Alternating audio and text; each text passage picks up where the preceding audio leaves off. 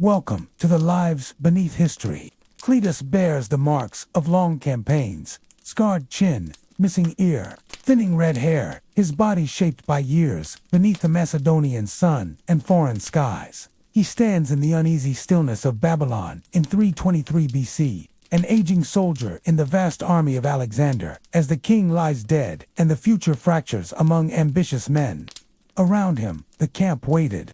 This is his story. Cleitus was not a handsome man. He had not been a handsome youth, either. In the Macedonian hills, where he was raised, the girls from the neighboring farms had laughed at his red hair and the scatter of freckles across his nose and cheeks.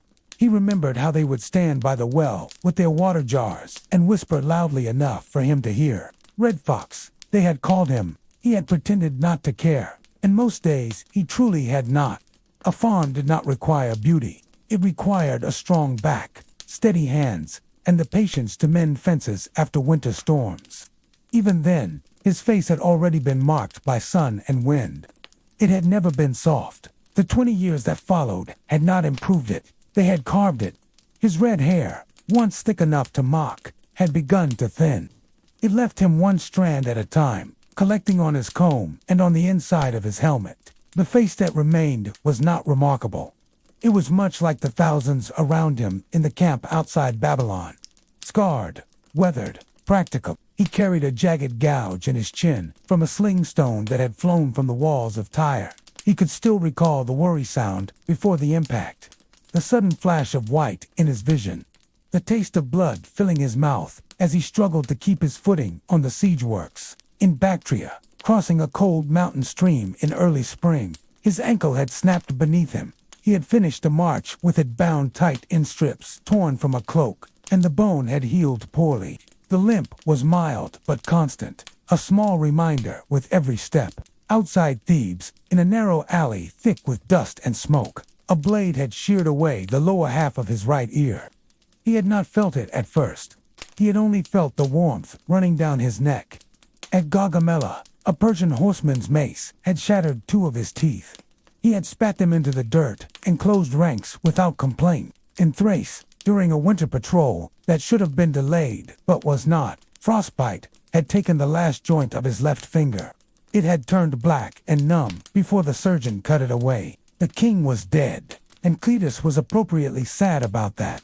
He had followed Alexander for 13 years.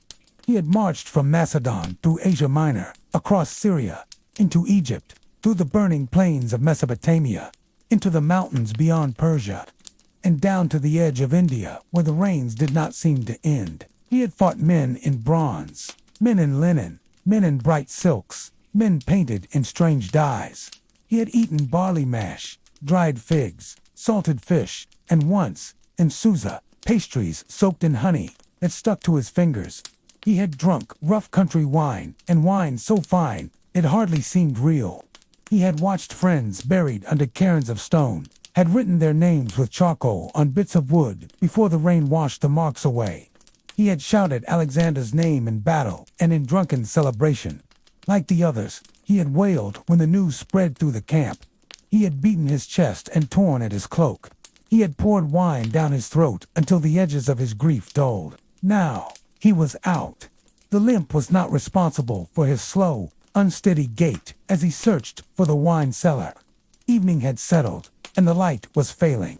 Smoke from cooking fires drifted low and thick. Oil lamps flickered in doorways, casting long shadows that moved when men passed. He was not sober. The ground felt less certain beneath his sandals. The camp was restless. With the king dead and the generals arguing in their councils, there would be no orders to march in the morning, no inspections, no drills. Men filled the waiting with noise. Cleitus passed soldiers gambling in the dust. Dice rattled somewhere nearby. A half-hearted fistfight broke out and ended just as quickly when one of the combatants stumbled backward into a cookpot. A woman leaned from the entrance of one of the reed huts and called to him. She wore bright cloth and heavy bracelets that caught the light. Her eyes assessed him quickly, calculating. Cleitus shook his head and kept walking. He had no interest in bargaining tonight. Cleitus passed a pair of armorers, sitting idle beside a rack of spears. Their wet stones lay unused. One of them scratched at a pitted breastplate with a small hammer. more out of habit than necessity. A pile of dented helmets waited beside them.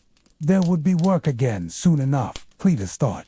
Armies did not remain idle for long. The wine seller's hut stood at the far end of the row, marked by the smell before it came into view. Fermented grape and damp wood. Cleitus pushed aside the hanging cloth and stepped in. The Delian stood behind a rough table lined with amphorae. Cleitus rested both hands on the table to steady himself. "The best you have," he said, "from Gaza." Silver changed hands. Buckets were filled. Cleitus stepped back into the night air and found a place near a stack of unused shields. He set one bucket down and drank from the other. The wine was cool against his lips and warm in his stomach. For a moment, the noise receded. He thought of Alexander as he had first seen him, young and restless. He drank again. Around him, men laughed and argued about what would come next. Cleitus did not know what he would do. He had coin, scars, and a limp. He had skill with spear and shield. He had no trade beyond soldiering. The sky above Babylon darkened, and then slowly lightened again. Stars faded. The camp quieted and stirred once more. Cleitus drank until the noise blurred and the ground felt soft beneath him. He leaned back against the shields and closed one eye to steady his vision. Alexander was dead, and he was worth the good wine. Cleitus drank deeply, not in celebration, not even in despair, but because it was the custom of soldiers who had survived longer than many of their friends. He would drink until sleep took him, with buckets of the best grape he could lay his hands on, until he passed out and the sun came up. Cleitus will not be named in treaties, nor carved into marble by careful hands. His victories will be counted only in the ground he stood upon and the comrades who stood beside him. The great names endure in scrolls and stone, yet the quiet endurance of ordinary soldiers shaped the same world. In the space between triumph and loss, he lived, chose, and endured.